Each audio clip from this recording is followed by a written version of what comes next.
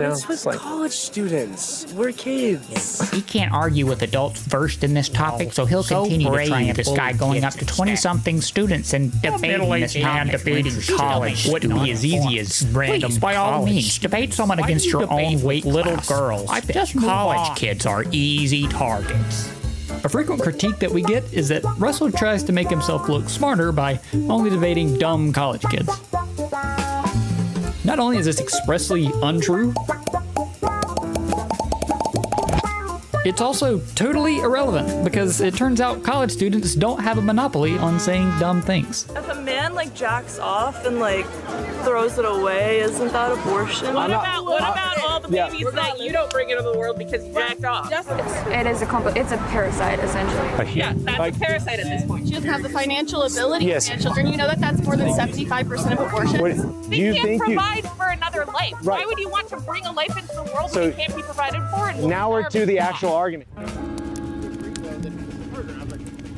We're not going to get very far on this. No, I need to know if you're going to be my congressman. You got to tell me if you think it's murder. And I said, no, I don't believe it's murder. And they're like, well, why not? It's a child. It's the same thing, right? And I said, no, I don't think it's the same thing. It's a fetus. They're like, what's the difference between a fetus and a child? And I said, you're really not going to like this answer. And they're like, we got to hear it. I said, the difference between a fetus and a child is I can hold a child in my arms like this. For me to hold a fetus, I have to stick my hand up your vagina, right? That's true. Which their jaws all dropped, but that is the actual truth. That is the difference there, right? It's a funny, clever thing. You cannot do this without invading someone else's body. Sure, I understand the argument. I don't want to. There's a wall between me and this line, so I can bust through this wall to take out this. So I don't want to deny or poo-poo your argument, and it's a clever thing. It's No, with it. it's what I really believe. I know. You think something else. You're saying True. Throughout most of history, most religions, by the way, life began with your first breath, right? Yeah. This idea that fetus is alive. No, that's not true. Not like biblically speaking, it talks about God knitting. I can pull some stuff out for you if you want. Yeah, okay, that's fine. In the Word of God, it says that He knits us together in our mother's wombs, right? You're gonna show me where in the Bible it says that life begins in the womb? Yeah, sure. Are you interested? Sure. Does it matter to you at all? It does. It does because I'm not a Christian, but my brother's a Christian. Most of this kind of Christian, and a lot of people use Christianity as a justification for violating a woman's rights. Yeah, you say so. You would say that Christianity is a valid religion. It's been around. It's very important as a religion, according to your own religion, like your own Bible. Our own religion actually does not say this. Christians, who do we follow? Who's Christ? Christ, right? Jesus Christ, right? Yeah. Okay, so Christ, the story of Christ that people nominally celebrate at Christmas. What is it? You will be conceived in the womb of a young, unmarried woman who's not planning to be a child. Yeah. And so angel says that to her. Yeah. And so she conceives a child. So right there, right? Conception. Also, your cousin is with child, John the Baptist, when I conceive something, I'm thinking of it in my head, and then it comes out later on. Yeah, you will have a child beginning in your womb. Conceive is a synonym, begin. Start. Conceive. If you can prove to me in the Bible, it says a child is 9 months ahead of time, not when they're born. Oh, the Bible consistently refers to humans in the womb as full humans. And if you terminate them, you are in trouble of murdering them. I'm curious what passage you're referring to. All right, we'll just do Hebrew in Exodus 21. Okay. So when men strive together and hit a pregnant woman so that her children come out, right, cause a birth, but there's no harm, the one who hit her shall surely be fined, right? Because they've caused her to prematurely have birth, right? But if there is harm to the child in the womb, then you shall pay life for life, eye for eye, tooth for tooth, hand for hand, foot for foot, burn for burn, wound for wound, stripe for stripe. The reason it's there is because the question is, okay, in the law of Moses, if you kill a human being, you forfeit your life. Does that apply to the situation where you kill a human being in the womb? Can I get your genuine opinion on a question that I have? Yes. Okay. That's just one of them. There's a lot of stuff like that. If a woman is pregnant with a fetus that is not yet viable outside of her body. Okay. Not yet valuable because they're not developed enough. Right. They're living in the one place they're allowed to live, are able to live. Yes. Yeah. And she experiences a medical complication with that pregnancy that will cause both her and the baby to die if she is not given the ability to have an abortion. but the fetus is still living at that point in time. Mm-hmm. Yep. Do you still believe that Yep. life-saving measures should not be taken? Life-saving measures For the mother. should definitely be taken for both the mother and the child. But what if it's not possible? Because like in law, I believe in law, the law should be equal. And I believe in medical practices, the Hippocratic Oath should be equal. I think we should do no harm. Yes, but what I'm saying is if that woman is not permitted to get an abortion in order to save her life, and then they both We're die, talking about a culture where like an abolitionist bill was passed, where abortion for any reason was so it's a criminal act to abort a child. Well, she's in a situation where the doctors and all the medical professionals are like, listen, this is a pretty serious situation. I would say the doctor, she's got to be on bed rest. She needs to be protected and cared for, monitored, carry the baby as long as possible, perform a emergency C-section to care for the child and the mother. That's what I believe should be done in that. even if the child is not viable for life outside the womb at that point in time, you still think that she should have a C-section to have that baby removed that way? If you're trying to save the child, yeah, you should try to save the child. How is that different? Because what can happen, which I don't know if in your situation, but what can happen is if a human being is in like the fetal stage of development, say 20 weeks or something, Right. it's, maybe they'll survive, maybe they won't, Right. but they're going to cause a rupture of the fallopian tube. It's a various situation. The uterus or Some something like just that, yes. there's any numbers, ectopic, inside, outside the fallopian tube. I would say that it's kind of it's like a situation where like there's a massive wreck and there's like people that are piled up in a mangled car and there's gas dripping and there's about to be a bomb and the firefighters get there. They literally are going to try to save everyone they can. Yeah. And they may look at the situation, they may see that this is about to go up in a big bang, and they may actually try to save the child, the person that's closest to them, right?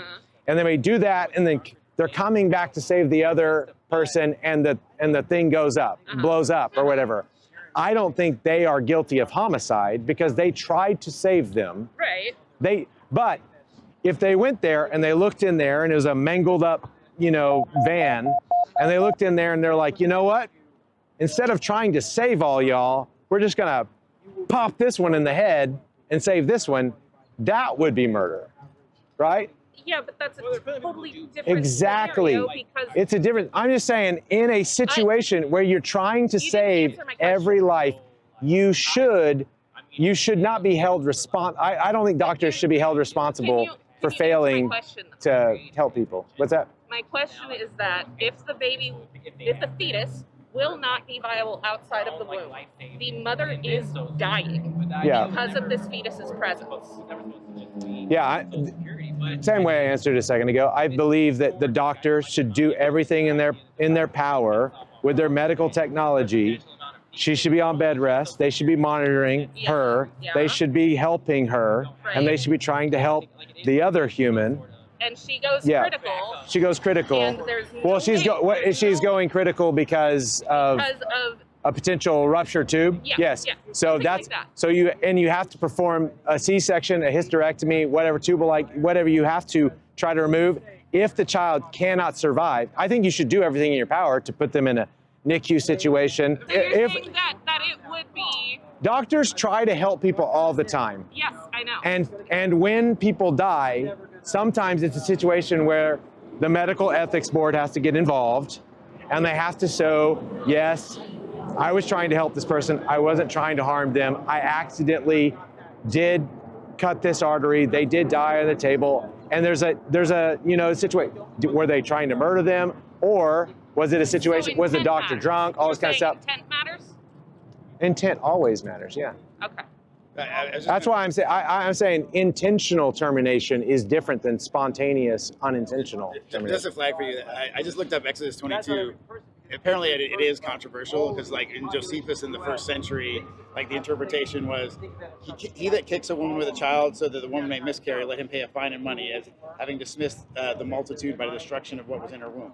But if she die of the stroke, let him be put to death. So the person, the life for a life. Yeah. It's about the mother. And that's the interpretation. Yeah, so in the Talmud as well. Well, here's what I tell you. Just be honest with yourself. Whether or not you go look at it. Fortunately, we've got tons and tons of manuscripts, and there's not really a debate about that. If you were in first century like Christianity, Josephus in the first century is like saying the opposite of what you're saying. No, that's not true. Look up you can read the books of early Christians. Look up the Didache. They actually say abortion is infanticide. Specifically. No, Josephus is not the Bible. Josephus from antiquity. Josephus is a historian. Yeah. First century AD. Right. So Josephus is a writing of history, and he's saying there's some controversy. I'm just taking your word for it. I have to go read it. I'm saying you can look at the Hebrew, and it is not saying that. But if you want to find a modern source that's saying that, I'm not questioning I will look that. up the Hebrew really quick. Yeah. I mean, I'm curious about this. Would it matter to you, though? I don't know why would it matter to you? Well, based on the tenements of your faith, if the Bible itself is not saying what you are saying it said, and it is actually saying if a miscarriage happens, then there's. He was asking earlier if there was anywhere in the Bible that treated a human in the womb as a human, and I just brought up one instance. Right. The idea that God knits us together in our mother's womb is another instance. The idea that the preborn Christ is acknowledged and spoken of as fully God and fully human in the womb is another instance. Well, the fetal John the Baptist leaping in his mother's womb, right? That's called kicking. Right? Yeah. John the Baptist leapt in the womb. The Bible is referring to John the Baptist leaping in Elizabeth's womb as she.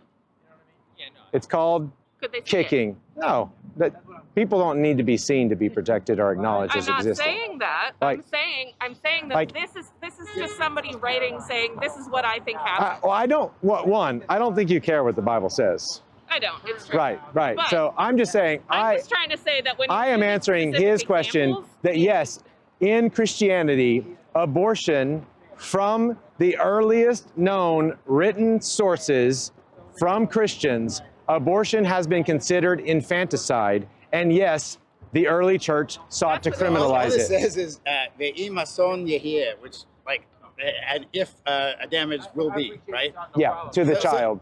That's what you're saying. It doesn't say the subject there. Okay, so what do we have is two men fighting and causing a woman to either give birth to a child that is harmed or give birth to a child who is dead. No. This could be like or harm the woman. Think about the logic. The woman, it's not talking about the woman dying. How do you know? It doesn't say whether it's a child or the woman. Okay, I'll just do it real easy. Two men fighting and a woman carrying a child is struck. Yeah. And it causes her to miscarry life for life. It doesn't say. That's not what it says. Actually, if it says this passage up here is the miscarriage one, right? Right. Okay, go down to it. If two men. Yeah. Because I think you're a reasonable guy, and you'll go with me on this if you follow it, right? Okay. What sense would this make in Hebrew or English? And why wouldn't it say if two men are fighting and they kill a woman, whether she's pregnant or not, life for life? What's the point in bringing up? What's the point in bringing up? So the converse of that is if like we're fighting and I kill her, then yeah, like life for life. If we just have a miscarriage, it's just a fine. It's the opposite of your point. Right. No, what? That's literally what it says. This is the other interpretation. So why bring up the fact that she's this interpretation in the Talmud? Because I actually don't believe you on that, but like he just brought up the Hebrew, which is the language that it was written in. I'm saying it makes no sense. We're fighting. If I kill her, right? Then life for life, right? Kill her child or her. If I kill her, right? Yeah. However, if I don't kill her, she's pregnant and she has a miscarriage. But we don't need that, right? In Exodus, we don't need that. The question is like whether that child's life is a life or not. And what it's saying is that's just a fine. If I kill her, that's a life for life. The baby, just a fine. All right, so here's the deal. I'm just asking you to be logical, and this is a text. Is this an equally logical interpretation of that passage? Yes. Let me just tell you because why is that interpretation not logical? if you let me finish one sentence, maybe we'll come to an agreement. Earlier in the book of Exodus, it already said, thou shalt not kill, right? Or murder, depending on your translation. Murder, right. That, obviously, thou shalt not. There's a lot of killing Right. in Yeah. Genesis and Exodus. Yeah. Lots of killing. Right, But, right. Yeah. Right. Even earlier in Genesis 9:6. Yeah. Right. There's tons of killing. Yeah, God's talking about what humans are allowed to do. Yeah. Right. So let's just be logical. I mean, laugh, but Well, I mean, having a God conversation. tells people to kill a lot of times. Right, It's just right. So we're This kind of killing, you know. So we're talking about murder, right? So earlier it's already said in Genesis 9:6, after the flood, I don't want you murdering each other, right?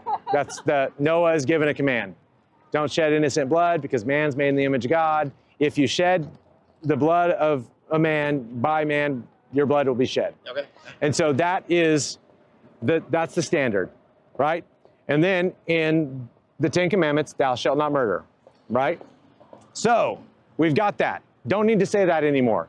If you murder someone, you lose your life. Okay, what about... You're saying that the Bible's never redundant? Like, I can get these things, actually, there's a lot of different things in different places. Well, redundant, he's saying that it would be redundant to again say that, like... No. I'm like...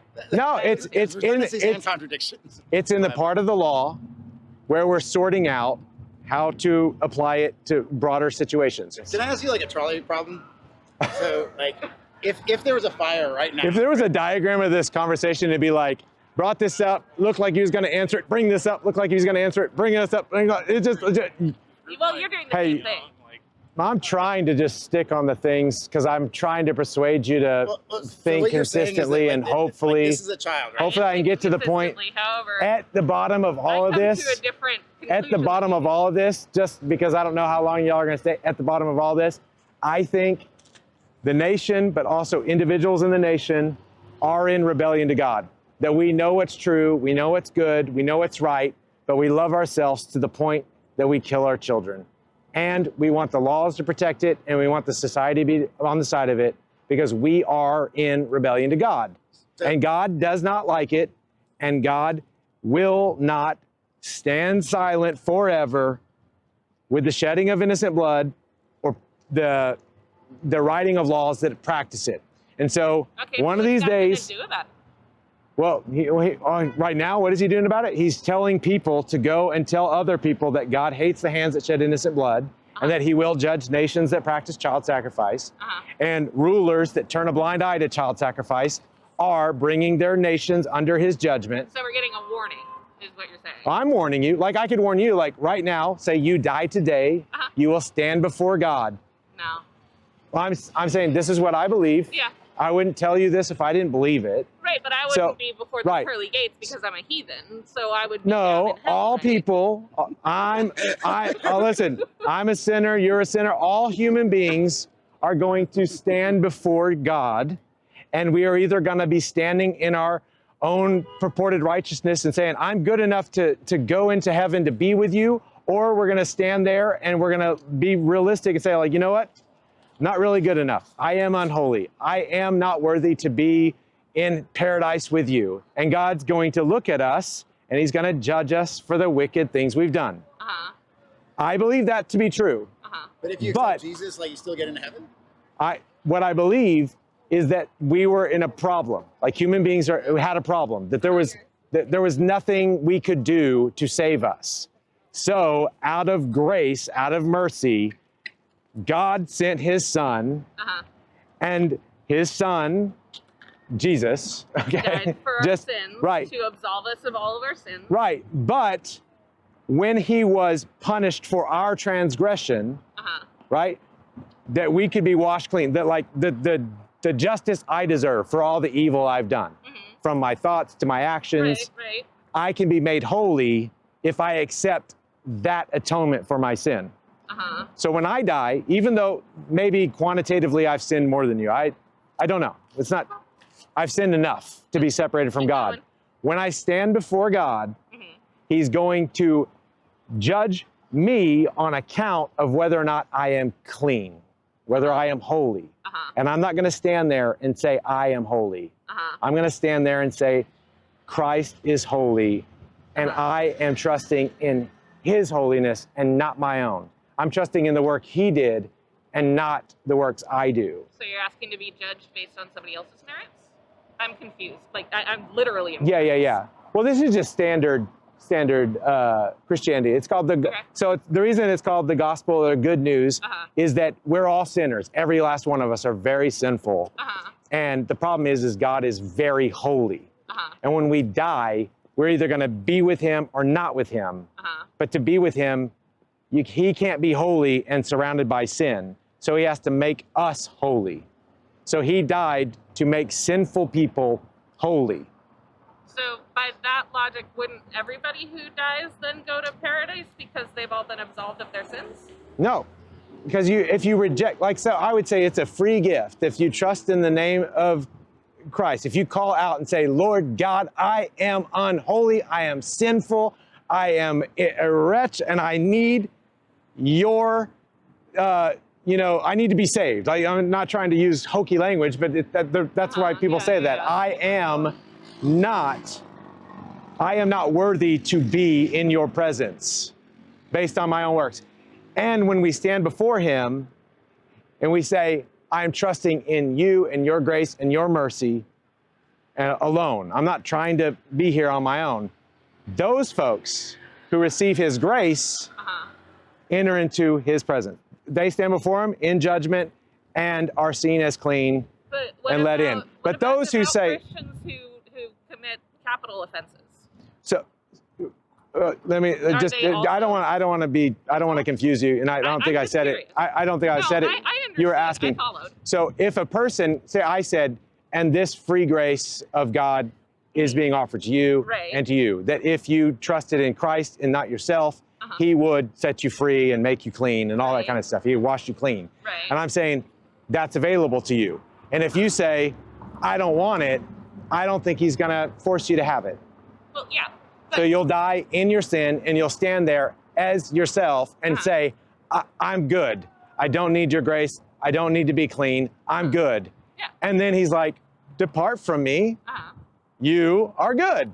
Right. And you will go to the place that is not holy, where there is nothing good, and it's eternal darkness. Can I ask you a question? Like, there's two kind of main, versions of Christianity, I would say, in America, right? I mean, there's a million, but, I feel like there's a version of Christianity that's based on, trying to, love more. Do act like Jesus did. Jesus didn't go around, hey, government, go lock up this murder. Hey, government, go lock up this. You don't think so? Well, I mean, it depends on how you think it. He got out the bullwhip. That is not what he did. Right? No. That's definitely not what he did. Jesus. Here's a prostitute. Here's a thief. Government, do more stuff.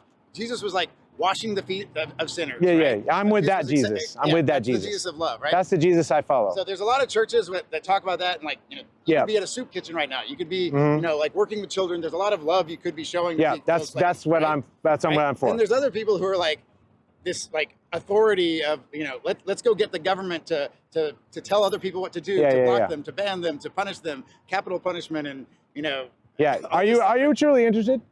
Well, I mean, my sister-in-law is a pastor, and my brother. So I feel like because I would say what scares me is the authoritarian version of Christians versus the loving version of Christians. Because when I read the Gospels, I don't see most of these evangelical churches out there. I see my brother's church. I am trying to love my neighbors as myself. Ultimately, that's all I'm trying to do. I'm just trying to apply the golden rule to all humans. But your focus is on loving fetuses, right? No, so not on There's people like tons of people around DC right now. You could be loving, but you would rather love a fetus than some woman's. So there are humans that are being there are humans that are not protected equally to other humans. The laws protecting a homeless person from being murdered are not applied equally to other human beings. So with the limited time I have and the energy, I'm going to fight for the injustice, right? You can't kill a homeless person because they're homeless, but you can kill an unborn person because they're unborn. Okay, so that's why, but if it were flipped, if I lived in a society, if I lived in antebellum America, and I believed the same exact worldview that I have, I would be fighting for African chattel slaves. Slaves of, it doesn't matter what color they are, just those who are being treated as property. even though I lived in a culture where like the vast majority believes my plantation, my prerogative, don't tell me what to do with my property, I would be saying those human beings that you say aren't as human or aren't as smart or aren't as this. The ones who tell you, like, I want to be free right now with their voices that are like adults, right? Yeah, like, I would defend people who can't talk. Okay, yeah. Right. Fair enough. Yeah. So when Jesus, the Jesus that does soup kitchens and washes feet, is also the Jesus in the Bible who says in Matthew 25, I'm going to gather up the nations, and the nations are going to be separated as sheep and goats.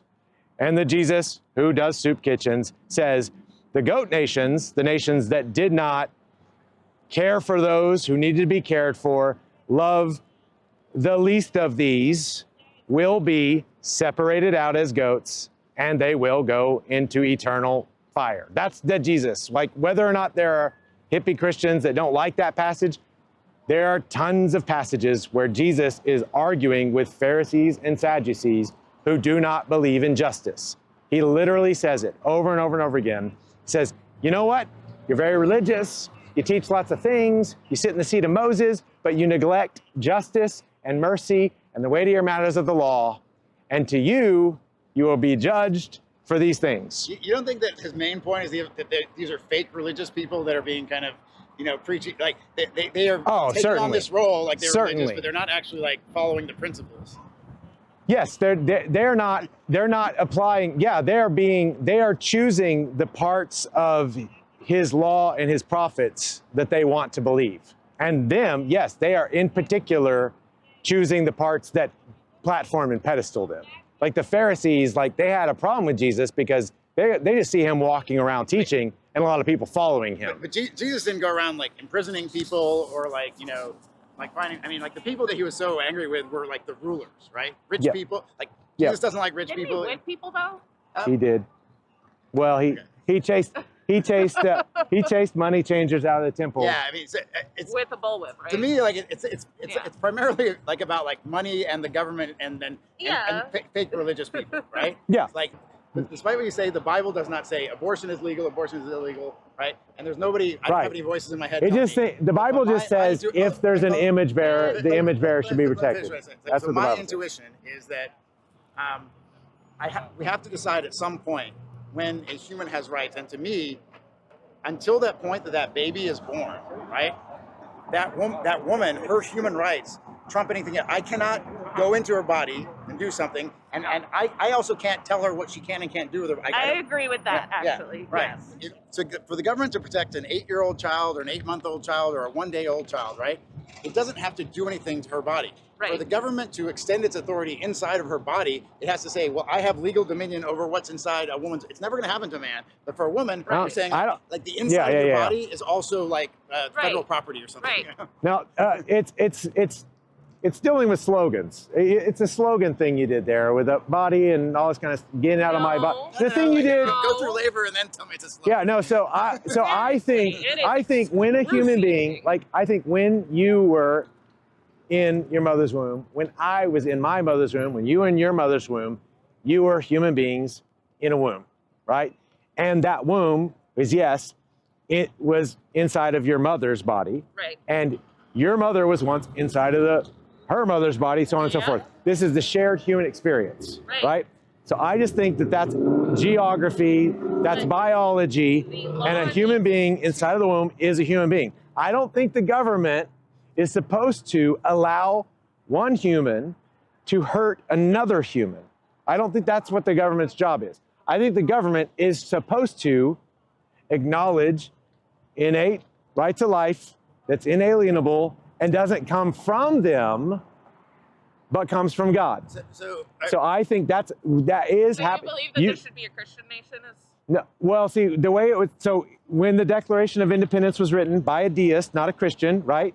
What he was doing was he says, what he says in the Declaration of Independence is he's trying to acknowledge that these things like the right to life, the right to liberty, the right to property, it's like right to not have your stuff stolen. Yeah. You know, it was going to be property, they changed it to pursuit of happiness, more poetic. Right. But the right to not have your stuff stolen, the right to not have your life deprived, and the right to be free, right? Right. He's saying these are the ideals. And governments should be established to acknowledge and protect those ideals. When in the course of human events, governments violate these ideals, those governments should be altered or abolished. That's how it opens the Declaration of Independence, because they were justifying the fact that they had to leave what they believed to be a tyrannical situation where their rights and their lives and their liberties were being deprived. So Jefferson is acknowledging a very clearly consistent with Christianity, consistent with moral center Lockean ethics. I mean, I know Locke was a Christian and all that, but like, he's acknowledging this sort of idea that rights do not come from governments, but they come from God. I happen to be very consistent with that. Whenever they said no state shall allow laws to be written that deprive human beings of their right to life, liberty, and property, that's what they wanted to put in the Constitution. I'm saying I think that's good. I think that our governing authorities have a lot of problems, but at least their ideals of protecting people from murder is good. I think there should be laws against murder even though people murder. I think there should be laws against murder even though people are going to get away with murder. I just think they should be applied equally to all humans. Equally to women. No, it is, because women aren't. No, women are. You can't murder women unless they're in the womb. But you can't murder her what she can and can't do with her body. Yes, no, you can tell a man what he can and can't do with a body. There's only two medical procedures I know of that we force people to do against their will. One are executions, like by lethal injection, or now by gas or firing squad, I guess. But and two is delivering a baby. Those are the two things that we force people to go. Like, that is absolutely. It is a life-threatening medical procedure. It's a procedure that lots of women have died in, and even if you don't die, I mean, I don't know how much you know about, but I mean, you get torn up a lot down there. Yeah.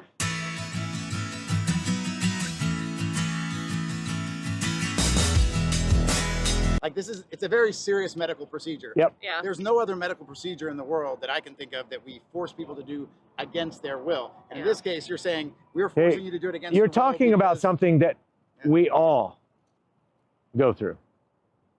No, some of us do it, like some of us go through it by choice, some of us go through it not by choice, and some of us choose not to go through it. Like you're talking about, you're saying this thing like it's this evil, wicked thing, and it's the literal thing that allows there to be all of these humans. Yeah, but it's the choice. I'm just saying. He's not saying like, Down here, I support. Yeah? Support, It's like a Catholic. you live in this area? Yeah, that's surprising. Yeah. So it's what? No, she's not for murdering children. That's my name's Russell. It was good talking to you. I enjoyed the fact that you. Yeah.